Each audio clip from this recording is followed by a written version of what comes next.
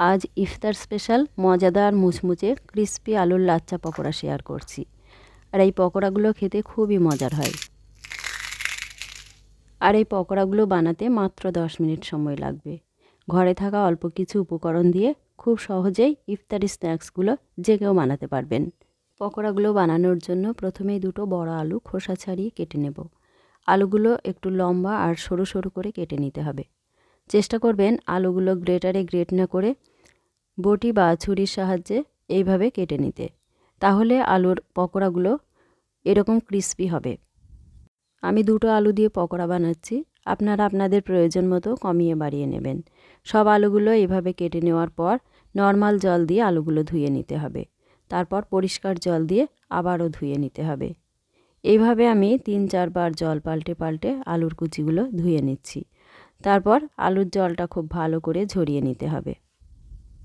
হাতে সময় থাকলে স্ট্রেনারের উপর রেখে জলটা ঝরিয়ে নিতে পারেন, না হলে পাতলা সুতির কাপড় দিয়ে মুছে নিতেও পারেন। আলুর জলটা একদম ঝরে গেছে। এখন একটা মিক্সিং বোলে দিয়ে দিলাম। এরপর আলুর সাথে অল্প কিছু মশলা দিয়ে দিতে হবে। প্রথমে দিয়ে দিলাম ছোট চামচের 1 চামচ লবণ, হাফ চামচ গোলমরিচ গুঁড়ো, হাফ চামচ লাল লঙ্কার গুঁড়ো। তারপর হাত দিয়ে ভালো করে মশলার সাথে মিশিয়ে নেব। আলুর সাথে যেহেতু লবণ দেওয়া আছে, দেরি করে পকোড়াগুলো ভাজা যাবে না। মশলা মাখিয়ে নিয়েছি আর প্যানে তেলও গরম করতে বসিয়ে দেব। তারপর আলুর সাথে 1/3 কাপ ময়দা দিয়ে দিলাম। এখন ময়দাটা আলুর সাথে ভালো করে মিশিয়ে নিতে হবে, তবে এই কাজটা আলতো হাতে করতে হবে। এখন দিয়ে দিচ্ছি 1/3 কাপ কর্নফ্লাওয়ার। তবে হাতের কাছে কর্নফ্লাওয়ারটা না থাকলে চালের গুঁড়োটাও দিয়ে দিতে পারেন। আবার চাইলে ময়দা, কর্নফ্লাওয়ার আর চালের গুঁড়ো তিনটিই অল্প অল্প করে দিয়ে দিতে পারেন। এখন সব কিছু আলতো হাতে মিশিয়ে নেওয়া হয়ে গেলে সাথে সাথেই পকোড়াগুলো ভেজে নিতে হবে। সব কিছু মাখিয়ে নিয়ে রেখে দেওয়া যাবে না, তাহলে জল ছাড়তে শুরু করবে আর পকোড়াগুলো বেশি মুচমুচে হবে না। এখন আলতো করে হাত দিয়ে একটু গোল করে নিয়ে গরম তেলে ছেড়ে দেব। চুলার ফ্লেমটা মিডিয়াম টু হাই করা আছে। এই পকোড়াগুলো লো ফ্লেমে কিন্তু ভাজা হবে না, মিডিয়াম ফ্লেমেই ভেজে নিতে হবে, তাহলে পকোড়াগুলো মুচমুচে হবে।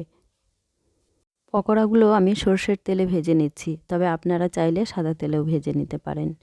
প্যানে যতগুলো সম্ভব হয় দিয়ে দেব পকোড়াগুলো, আর দেওয়ার পরে 1 মিনিট অপেক্ষা করছি।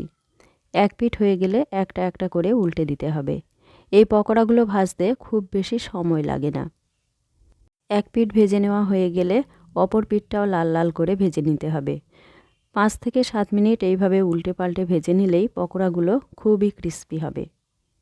2 পিঠ লাল লাল করে ভেজে নিয়েছি। এখন একটা ছাকনা দিয়ে পকোড়াগুলো তেল ঝরিয়ে তুলে নেব আর টিস্যু পেপারের উপর রেখে দেব, যাতে এক্সট্রা তেলটা অ্যাবসর্ব হয়ে যায়।